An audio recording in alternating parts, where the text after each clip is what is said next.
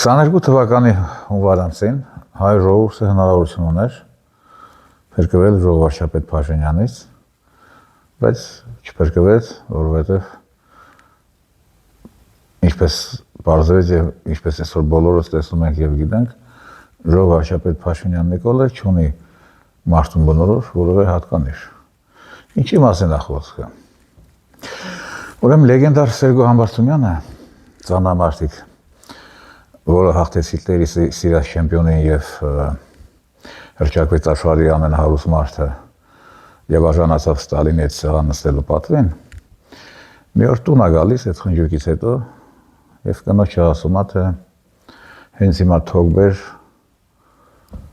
նորմալ կարգին թեյ չվան, կախվելու եմ։ Դե հարբած է մարդը։ Գինել թե հայտարարաբար արդեն աստղ է զառը, ազգի հերոս է զառը, քո ինչ կախվելու ժամանակն է, բա չէ, պետք է կախվեմ,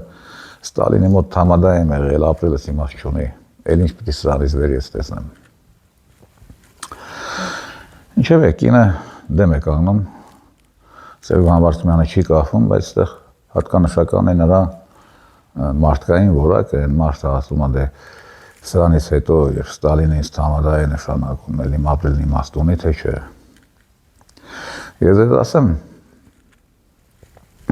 ինքնասպանությունը վատ բան չէ, այսինքն ինքնասպանության դիմում են բացի հոգեկան հիվանդներից, նաև ամենաարժանապատիվ մարդիկ, ասեք, Հանիբալը ինքնասպանել է։ Այն ռազմական եւ պետական գործիչը, որը հին Հռոմը ծնկի էր բերել։ Հանիբալը ինքնասպան եղավ, շատերն են եղել։ Թումանյան Ավետիք Իսահակյանին գրում է 20 թվականի հայտարարություններից հետո, թե Ավոջան, այսքան ավերից հետո մեկը չեղավ, գոնե ինքնասպան լիներ ամոթից։ Իսկ Բերլինում տասնյակ գեներալներ 45 թվականին իրենց վերջը տվեցին։ Մեկը գեներալ Կրեպսը, Բերլինի կոմենդանտը, որը բոլորը հիշում են Ասլաբարիձենի ֆիլմում։ Դա այն գեներալներ, որը Ժուկովի տեղակալ Սակալովսկում բերել էր Գեբելսի նամակը եւ որտեղ հայտնում էր Հիտլերի ինքնասպանության մասին։ Հիմա այդտեղ դու 22 թվականին հապկի նախագահն էիր, գերագույն գլխավոր հրամանատար էիր։ Դու զորքեր ուղարկեցիր, փրկեցին Ղազախստանը, Տոկաև Էֆենդովանի անիմաստյանքը, Պուտինը քեզ զեկույցներ էր տալիս, քեզնից զանգում էր աչո դակլատ ամեն ինչ բան, էլի, ես մենակ Պուտինը չէ, այնտեղ Տոկաև կար, հապկի մյուս ղեկավարները, դու պատմության մեջ մնացիր, ավելի ճիշտ կմնայիր, որպես Ղազախստանի փրկիչ, որպես այն միակ մարդ ես երկրագնդի վրա, որին Պուտինը զեկույցներ ա ներկայացրել, բա այդ փառքից հետո քո ապրելու իմաստը ո՞րն էր արա, վերջ տայիր քեզ պրծնենք, էլի, կախվեիր։ Կախվեիր, այսօր դու բոլորը քեզ կհիշեին, քո կուսակցությունն ավելի լավ վիճակում կլներ, գուցեև ավելի վատ ամերիկյան հրահանգներ կատարեր, բայց ավելի լավ վիճակում կլներ, կասեին Նիկոլ Փրկիչը Ղազախստանը փրկեց, Վոյխար Տոկաևի անիմաստյանքը փրկեց Գերդաստանով, Պուտինը իրան դակլատ տվեց։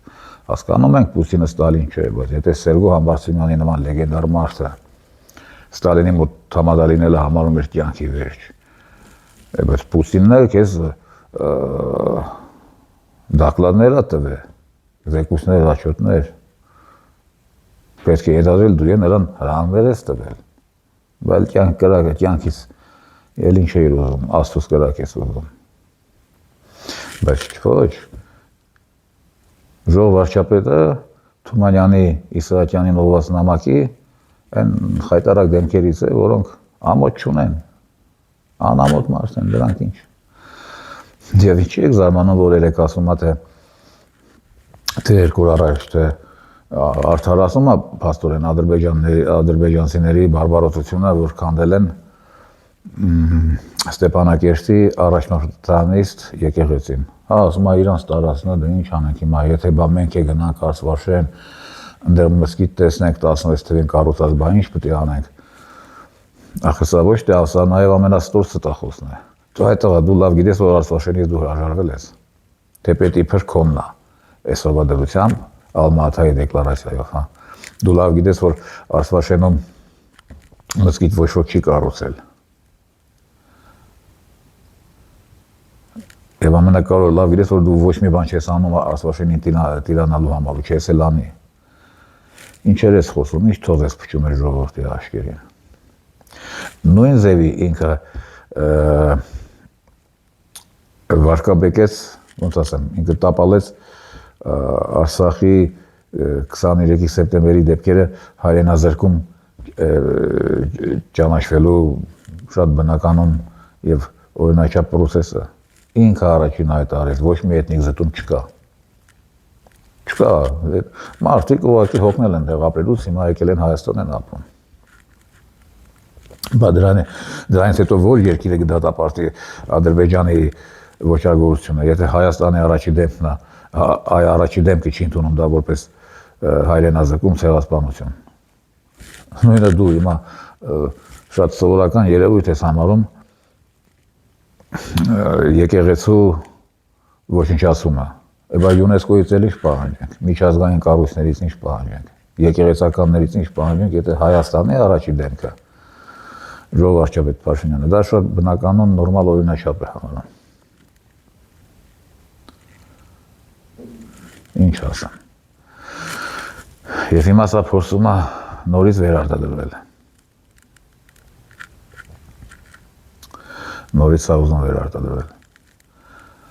Մի խայտարակ թիմ է հավաքվել։ Այս մասնակիցները ընտրությունների, դրանք ամեն մեկը տիեզերական խայտարակություն են, ու դրանց մեծամասնություն է։ Սարգսյան Վարդուշն ինչ ասեց արժի Վազգեն Սարգսյանի աղբերը, բա Լուսավոր Էդմոնը, բա Թատոյան Արմուշը, բա Դոգը, բա Կարապետյան Արշակ, բա այն Շռան Վահոն, որի անունը անձնագրով Վաղաշակ Հարությունյանն է, բա դրանց ինչ ասենք։ Բա Մաքինզիից դեսանտիջացրած Չալաբյան ավետիք։ Ուզում եք իմանալ Չալաբյան ավետիքն ով է, իմացեք ինչ բան է Մաքինզին։ Դա այն ընկերությունն է հական մարդկային, որը Պինաշետը իշխանության բերել, Մակրոնի կարիերայով է զբաղվել։ Եվ հիմա դա եկել այստեղ պայքարում է Ժողով վարչապետ Փաշինյանի դեմ, հա։ Էլի նորից հիշենք այս առիթով Խարատյան Արսենին, որը խոստովանեց, որ հա, ես եղել եմ Ժողով վարչապետի խորհրդական, ամերիկացիք են մեզ ասել, պարտադրել, որ մենք Ղարաբաղցիներին հետ բերենք, դեռ մինչև 22 թվականի Պրագան։ Ու պարտադրել բառը չի օգտագործում, ամերիկացիք ասում են, դե աղբոտ ինչ են մնացել ձեր հայերը Ղարաբաղում, ինչ են անում, բերեք ստեղ էլի, բերեք պրսենք, ռուսները կգնան, երջանկություն կլինի։ Եվ իհարկե դրանից հետո ամոթազուրկ, առանց ամոթ ծված Հայաստանի Ժողով վարչապետը պետք է ասի, չէ, էթնիկ զտում չի եղել։ Պարզը չի ասում, որ ամերիկյան հրահանգ են կատարել։ Չէ, էթնիկ զտում չի եղել, բայց ասում է դե մարդիկ հելան եկան, ինչ անենք։ Նույնը այսօր եկեղեցու, Ստեփանակերտի եկեղեցու ոչնչացման մասին է ասում։ Սովորական բան, սովորական անդոնում։ Ինչևէ, մենք լուրջ շանս ունենք փրկվելու սրանից 22 թվականի հունվարին, երբ Փաշինյան Նիկոլը եթե մարդ լիներ,